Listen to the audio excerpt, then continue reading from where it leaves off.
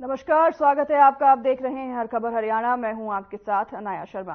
शुरुआत करेंगे हरियाणा की अहम खबरों के साथ। केंद्रीय वित्त मंत्री निर्मला सीतारमण ने लोकसभा चुनाव से पहले के बजट यानी अंतरिम बजट को संसद में रखा। बतौर वित्त मंत्री उन्होंने छठा बजट अपने कार्यकाल में पेश किया है। इसी के साथ ही वो सबसे ज्यादा बजट पेश करने वाले वित्त मंत्रियों की लिस्ट में शामिल हुए हैं। वहीं आपको बता दें कि 58 मिनट के अपने इस बजट भाषण के दौरान वित्त मंत्री ने कई ऐलान किए। किसानों से लेकर महिलाओं और आम लोगों के लिए कुछ खास ऐलान भी इनमें किए गए हैं।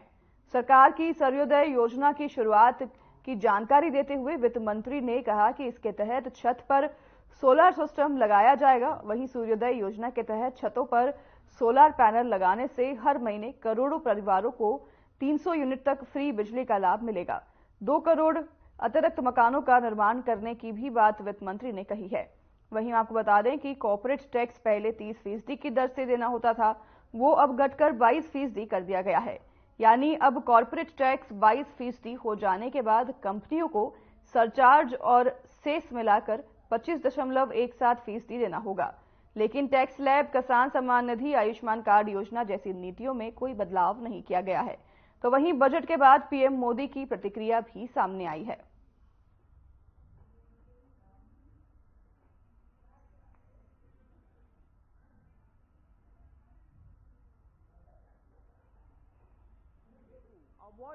आज का ये बजट इंटरिम बजट तो है ही, लेकिन ये बजट इंक्लूसिव और इनोवेटिव बजट है।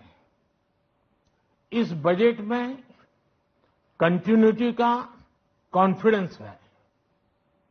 ये बजट विकसित भारत के 4 स्तंभ युवा, गरीब, महिला और किसान सभी को एम्पावर करेगा। निर्मला जी का ये बजट देश के भविष्य के निर्माण का बजट है। इस बजट में 2047 के विकसित भारत की नींव को मजबूत करने की गारंटी है। मैं निर्मला जी और उनकी टीम को बहुत बहुत बधाई देता हूं। 0.7 lakh crores of rupees for the CM Manohar Lal ने ट्वीट किया है, जिसमें उन्होंने कहा कि देश की महिलाएं आत्मनिर्भर हो और भारत की उन्नति में मजबूत भागीदार बने। इसके लिए बीजेपी सरकार ने मातृशक्ति के कल्याण के लिए अनेक कार्य किए हैं। हमने भी सेल्फ हेल्प ग्रुप समेत विभिन्न योजनाओं के माध्यम से माताओं बहनों को आत्मनिर्भर बनने के लिए सदैव प्रोत्साहित किया है और ये भी कहा कि पीएम मोदी के नेतृत्व में लखपति दीदी योजना की ओर बढ़ावा दिया जाएगा और केंद्र सरकार द्वारा अब 2 करोड़ से बढ़ाकर 3 करोड़ लखपति दीदी बनाने का निर्णय बेहद सराहनीय है।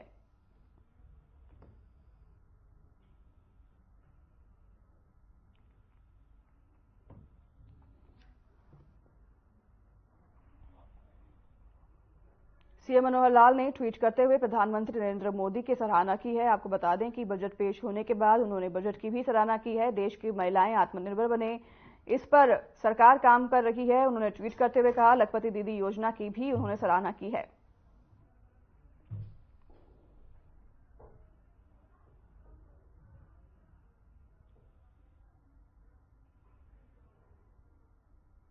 मुख्यमंत्री मनोहर लाल ने ट्वीट करते हुए बजट की सराहना की है और प्रधानमंत्री नरेंद्र मोदी की भी सराहना की है। उन्होंने लखपति दीदी योजना को बढ़ावा देने वाली बात पर जोर देते हुए प्रधानमंत्री की इस योजना की तारीफ की है।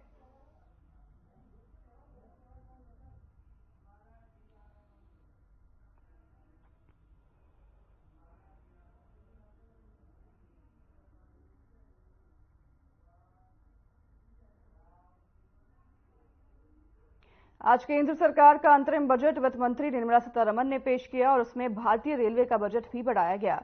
इस संबंध में मंडल कार्यालय उत्तर रेलवे अंबाला में वीडियो कॉन्फ्रेंस के माध्यम से रेल मंत्री ने प्रेस कॉन्फ्रेंस कर भारतीय रेलवे को बजट में क्या कुछ मिला, इसके बारे में जानकारी दी। वहीं इस मौके पर वीडियो कॉन्फ्रेंसिंग के माध्यम से सभी रेल मंडलों के डीआरएम भी जुड़े और उनकी प्रेस कॉन्फ्रेंस के बाद अंबाला रेलवे मंडल डीआरएम ने मीडिया से बात करते हुए जानकारी दी कि अंबाला मंडल को बजट में क्या कुछ मिला है।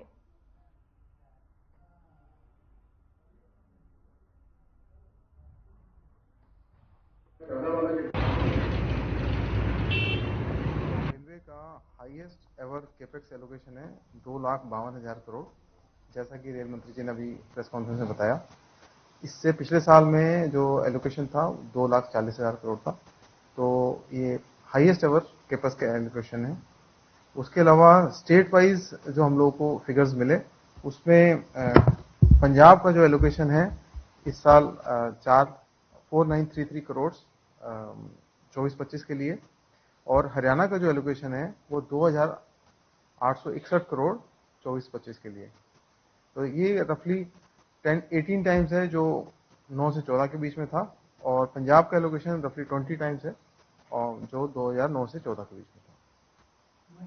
हिमाचल का एलोकेशन जो 2009 से 14 के बीच में 108 करोड़ था पर एनम, अभी वो 2,617 करोड़ के लिए हो गया।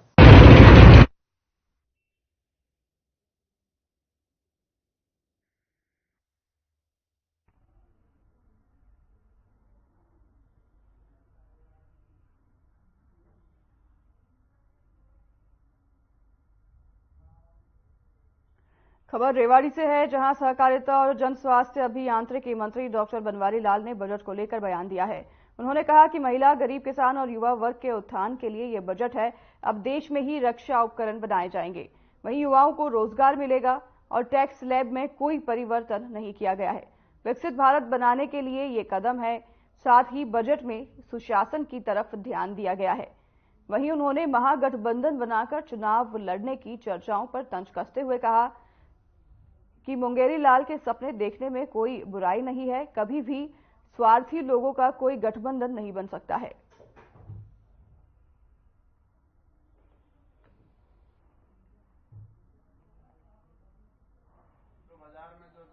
तो वैसे तो ये अंतरिम बजट है और इसके अंदर वैसे भी गरीब कल्याण के लिए और हमारे इंफ्रास्ट्रक्चर को बढ़ावा देने के लिए ये बजट है, और महिलाओं को, युवाओं को, किसानों को और जो मजदूर आदमी हैं उनके लिए ये बजट अच्छा है, क्योंकि हमारे युवाओं के लिए भी IIT वगैरह बनेंगे, उसमें प्रशिक्षण बढ़ेगा।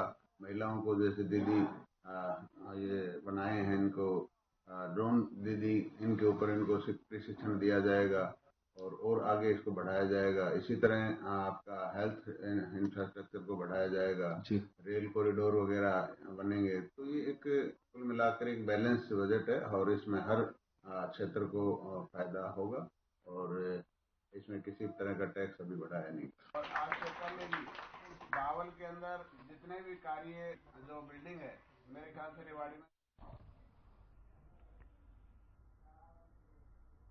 केंद्र सरकार द्वारा पेश किए जा रहे बजट को लेकर आमजन व किसानों को सरकार से काफी उम्मीदें हैं।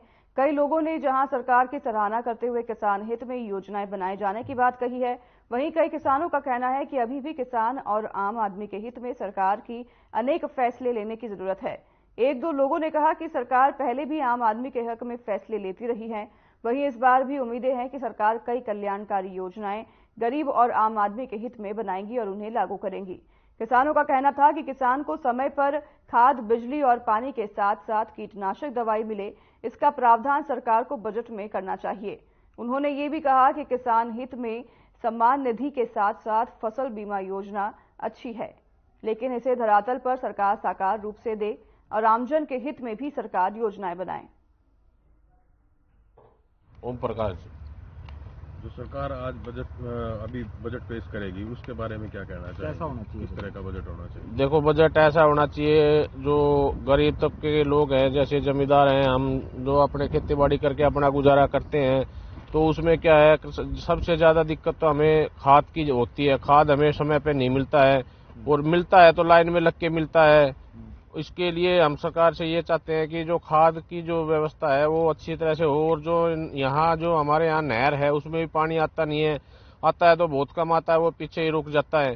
तो पानी की व्यवस्था थोड़ी अच्छी हो जाए और थोड़ा और ध्यान दिया जाए तो अच्छा रहेगा सारा काम। जमीनी पानी की बात की जाए, वो कैसी है?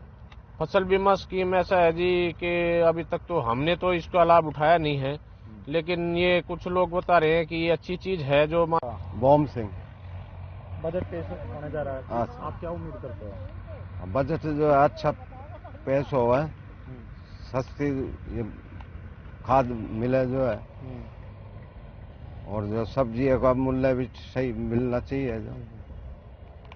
और क्या उम्मीद करते हो सरकार से? सरकार से ये उम्मीद करते हैं जी अच्छे अपने खाद मिट्टी टाइम पर मिले, और समय पर नहीं मिलता? मिल जाए समय पे मिलता है वैसे तो। खेतों में बिजली और पानी की सुविधा किस तरह की लग रही है आपको? बिजली पानी नहर का तो आता नहीं है, देखो ये हमारे साइड तो, इस साइड पे नाले बन रहे। हाँ आना चाहिए नहर का भी जो। तो बजट एक तरीके से देखा जाए तो हर साल बढ़िया आता है, अपने देश जनता के हित में आता है, और हमें अपने सरकार का पालन करना चाहिए क्योंकि हमने ये सरकार चुन रखी है, और जैसा वो काम करते हैं उसके हिसाब से हमें आगे बढ़ना चाहिए, उनके बीच में रुकावट नहीं डालनी चाहिए। बाकी मेरा ये कहना है कि जो भी बजट आता है हमारे हित में आता है, और हमें अपनी काबिलियत पे शक नहीं होना चाहिए, चाहे हम वो वोट के लिए करें चाहे हम अपने काम के लिए करें, अपने परिवार के लिए करें। और मुख्य जो पॉइंट है मेरा ये है, जो मिलिट्री है हमारी आर्मी, उस पर बजट अच्छा जाए ताकि हमारे देश सुरक्षित रहे, उन्हीं के कारण हम यहाँ पर हैं। और बस ये दो शब्द मेरे ये लेंगे कि किसानों के लिए, किसानों में हाँ जी मारामारी रहती है। हाँ जी किसानों के लिए भी देखा जाए तो अभी जो 2-3 साल से चल रहा। ज्ञानवापी में व्यास के तहखाने में पूजा पर गृह मंत्री अनिल विज ने अपनी प्रतिक्रिया देते हुए कहा कि ये सब श्री राम जी की कृपा से हो रहा है। इसी के साथ उन्होंने आगे कहा कि कांग्रेस नेता राहुल गांधी के जातिगत मतगणना कराने के बयान पर विज ने पलटवार दिया। उन्होंने कहा कि जब इनकी सरकार थी तब जातिगत मतगणना क्यों नहीं करवाई, लेकिन अब इनकी सरकार कभी नहीं आनी, और इस पर इस तरह से बयान से वो देश को बांटने का काम कर रहे हैं। इसी के साथ उन्होंने लोगों को गुमराह करने का भी आरोप कांग्रेस की पार्टी पर लगाया है। वहीं पूर्व मुख्यमंत्री भूपेंद्र सिंह हुड्डा के बजट में कर्ज बढ़ने के बयान पर विज ने पलटवार करते हुए कहा कि हुड्डा साहब ने कभी भी अच्छा नहीं बोला और वो नेगेटिविटी के शिकार हैं। वे बजट आने से पहले ही सोच लेते हैं कि क्या बोलना है, और उन्होंने कहा कि हुड्डा साहब के इस राज में प्रदेश आगे जाने की बजाय पीछे चला गया था। वहीं झारखंड के पूर्व मुख्यमंत्री हेमंत सोरेन की गिरफ्तारी पर गृह मंत्री अनिल विज ने बयान दिया है, और उन्होंने तंज कसते हुए कहा कि जो कर्म किए हुए हैं उसकी सजा तो भुगतनी ही पड़ेगी। बहुत बड़ी बात है, और ये राम जी की कृपा से ही हो रहा है कि धीरे धीरे जो भी हमारे आस्था के केंद्र थे, जिन पर हमलावरों ने जो हमारे देश पर हमला करने आए, हमारे देश को लूटने के लिए आए, कतलेआम करने के लिए आए, और हमारे धार्मिक स्थानों को तोड़कर बनाया गया। अब धीरे धीरे पहले राम मंदिर जी का हुआ, ज्ञानवापी जी का हुआ, और आगे भी होगा। मतलब हेमंत सोरेन को गिरफ्तार किया गया ईडी ने, क्या कुछ किया? वो तो अब जो कर्म किए हुए हैं उसकी सजा तो भुगत के ही जाएंगे ना, सजा तो भुगतनी पड़ेगी। चंडीगढ़ मेयर चुनाव को लेकर सुप्रीम कोर्ट जाने की बात कर रहे हैं भगवंत मान।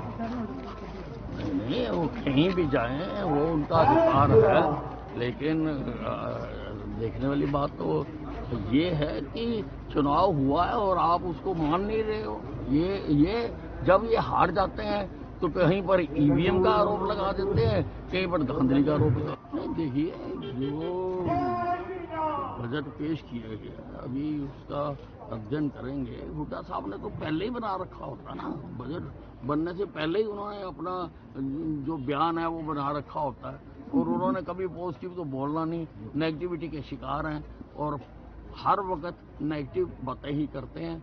और जब इनको मौका मिला था तब भी प्रदेश आगे जाने की बजाय पीछे गया। तो सब धर्मशाला का शिलान्यास किया गया, यहाँ पे क्या कुछ रहेगा? और अभी यहाँ पर बहुत, क्योंकि ये कॉलोनी जो हैं इसमें जिसने भी कॉलोनियाँ काटी हुई हैं, तो ये सिस्टम का दोष है। अब वो सार्वजनिक स्थान के लिए कोई बीच में जगह नहीं छोड़ते हैं, ना पार्क होता है, ना धर्मशाला होती है, ना कोई स्कूल होता है, तो लोग काफी कठिनाई में रहते हैं।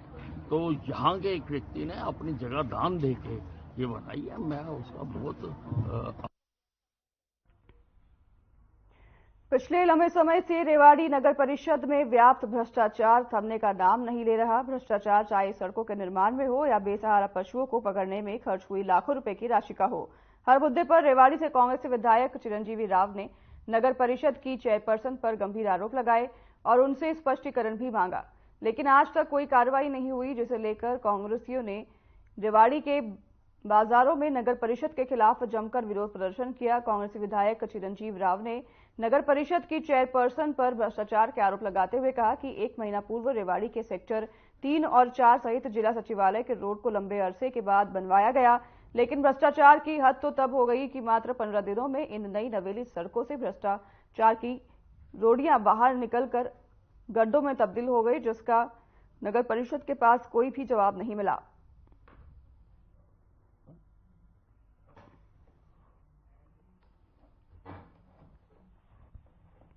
भ्रष्टाचार के खिलाफ कांग्रेस के कार्यकर्ताओं ने सड़क पर उतरकर प्रदर्शन किया। आपको बता दें, नगर परिषद की चेयरपर्सन पर उन्होंने गंभीर आरोप लगाए और भ्रष्टाचार के आरोप उन्होंने लगाए हैं, जिसको लेकर कांग्रेस का प्रदर्शन देखने को मिला। सड़कों पर उतरकर कांग्रेस कार्यकर्ताओं ने भारी संख्या में प्रदर्शन किया है और प्रदर्शन करते हुए उन्होंने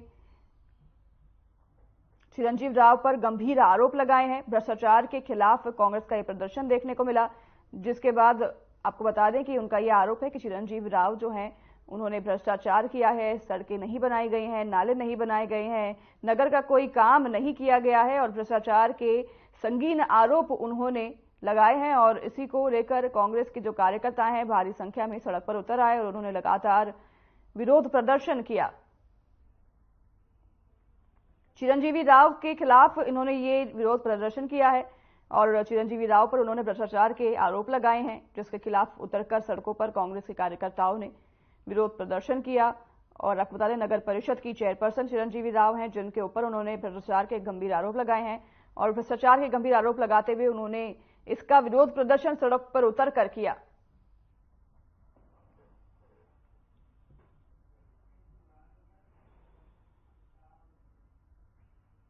बहादुरगढ़ में अवैध कॉलोनाइजर अपनी हरकतों से बाज नहीं आ रहे हैं। सरकार की सख्ती के बावजूद अवैध कॉलोनी काटने का कारोबार जोरों पर चल रहा है। बहादुरगढ़ में नगर परिषद की टीम ने एक बार फिर अवैध कॉलोनी पर कार्रवाई की है। इस दौरान स्थानीय लोगों ने विरोध भी किया और नगर परिषद के अधिकारियों के साथ हल्की कहासुनी भी हो गई।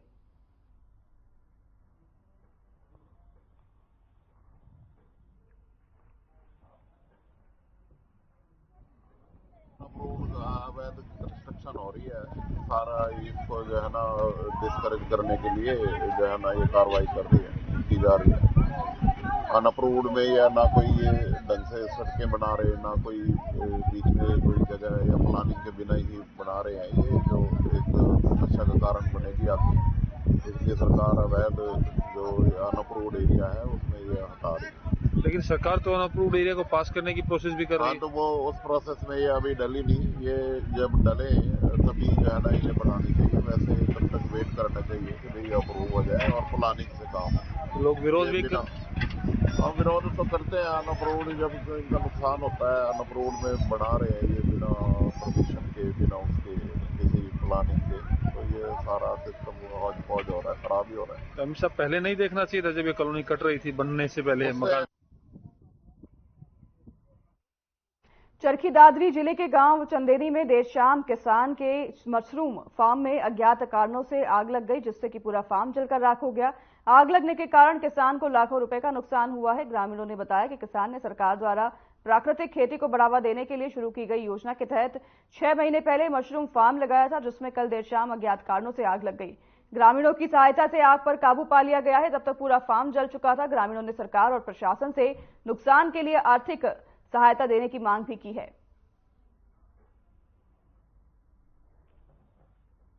तस्वीरों में आप देख सकते हैं कि पूरा मशरूम फार्म जलकर राख हो गया है। ये आग कैसे लगी इसके कारणों का अभी तक पता नहीं चल पाया है, लेकिन पूरी कार्रवाई शुरू कर दी गई है। किसान का ये मशरूम फार्म था जो कि जलकर राख हो गया है। 6 महीने पहले ये मशरूम फार्म शुरू किया गया था सरकार की योजना के दौरान, और किसान का ये मशरूम फार्म जो है जिसमें कई अज्ञात कारणों की वजह से देर रात आग लग गई, जिसको बाकी लोगों की मदद से हालांकि बुझा लिया गया है, आग पर काबू पा लिया गया है।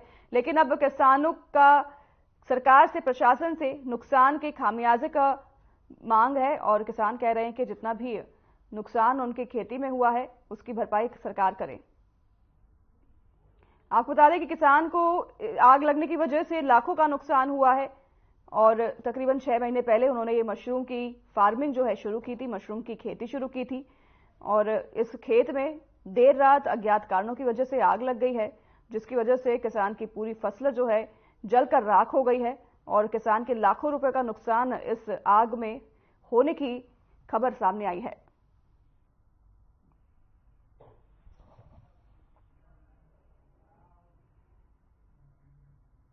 गत दिवस झज्जर बादली मार्ग पर स्थित गांव कोट बाजितपुर के स्टैंड पर मिले अज्ञात व्यक्ति के शव की पहचान झज्जर पुलिस ने कर ली है। मृतक की पहचान साउथ दिल्ली के जगराम के तौर पर हुई है। जगराम की मौत कैसे हुई इस बात का खुलासा तो पुलिस ने नहीं किया है, लेकिन मृतक की जेब से मिली सल्फांश की गोलियों के चलते पुलिस ने जगराम के जहरीला पदार्थ खाकर आत्महत्या किए जाने की आशंका जताई है।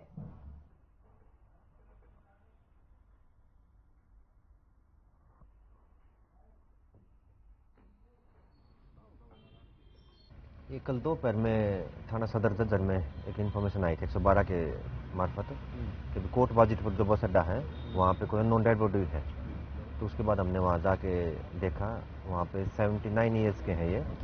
तो कल इनकी पहचान भी नहीं हो पाई थी। उसके बाद हमने सोशल मीडिया जो प्लेटफॉर्म है उस पर इनका फोटो और इनका हुलिया डिटेल वगैरह डाली थी। तो उसके बाद कल रात को इनकी पहचान हुई है।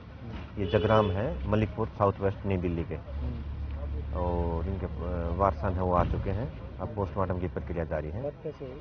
डेथ तो देखो अभी डॉक्टर साहब पोस्टमार्टम कर रहे हैं, उसके बाद ही पता चल पाएगा। लेकिन इनकी जेब से सल्फास की एक डिब्बी मिली है, तो हो सकता है इन्होंने सुसाइड किया हो सल्फास की गोली खा के। ना सुसाइड नोट कोई नहीं मिला है, केवल सल्फास की डिब्बी मिली। यहाँ ये दिल्ली से वैसे घूमते फिरते परसों घर से निकले थे। कोई इनके परिवार में लेडीज की डेथ हुई थी, तो उसका संस्कार करा के उसके बाद ही घर से चले थे।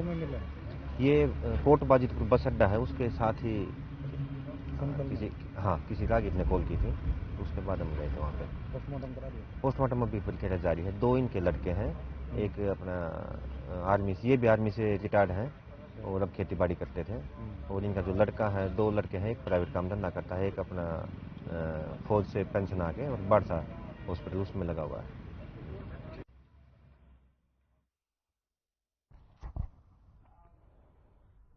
हरियाणा के पर्यटन मंत्री कंवरपाल ने बताया कि फरीदाबाद में 2 फरवरी से शुरू होने वाले 37वें अंतर्राष्ट्रीय सूरजकुंड हस्तशिल्प मेले की तैयारियां पूरी हो चुकी है, जिसमें थीम स्टेट गुजरात व कल्चरल पार्टनर नॉर्थ ईस्ट रहेगा। तो वहीं आपको बता दें कि सूरजकुंड मेले का उद्घाटन भारत की राष्ट्रपति द्रौपदी मुर्मू द्वारा किया जाएगा। आपको ये भी बता दें कि उन्होंने बताया कि मेला 2 फरवरी से शुरू होकर 18 फरवरी तक चलेगा और उन्होंने आगे बताया कि इस बार मेले में देश विदेश की कलाओं व संस्कृति का संगम देखने को मिलेगा। इसके साथ ही लोक नृत्य व गायन से कलाकार दर्शकों का मनोरंजन करते नजर आएंगे और उन्होंने बताया कि 50 देशों से लगभग 800 लोगों ने भाग लेने के लिए अपना रजिस्ट्रेशन करवाया है और उनकी हस्तकलाओं और लोक कलाओं का प्रदर्शन होगा और विश्व स्तर पर इस मेले की पहचान बन चुकी है।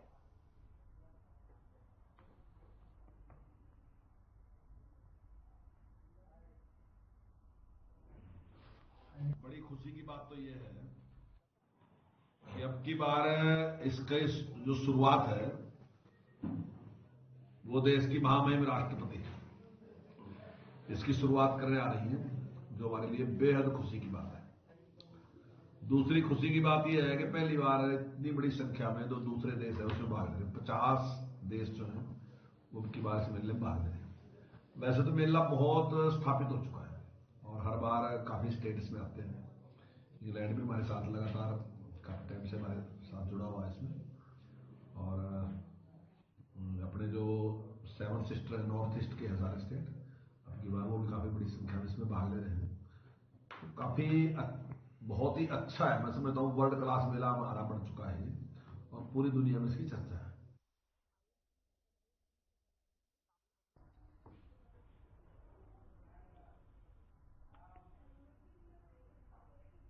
तो फिलहाल इस बुलेटिन में हमारे साथ बस इतना ही। नमस्कार।